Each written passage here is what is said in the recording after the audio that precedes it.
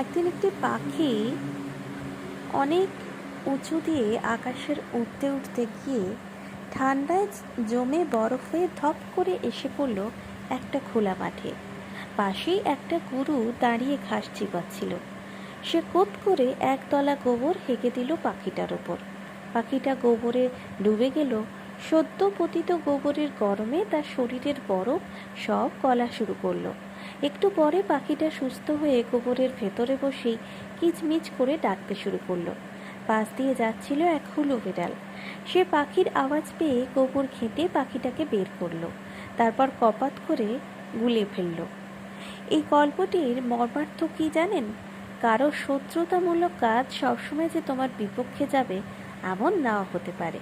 কোনো কোনো বৈরী কাজ হয়তো তোমার উপকারই আসবে, বা কেউ তোমাকে বিপদ থেকে উদ্ধার করলো মানেই সে তোমার শুভাকাঙ্ক্ষী হবে এমন নাও হতে পারে। সে হয়তো তোমার সবচেয়ে বড় শত্রু। বা যখন তুমি ঘোর বিপদে, তখন দয়া করে মুখটা বন্ধ রাখো। কণ্ঠে দেবশ্রী রায়।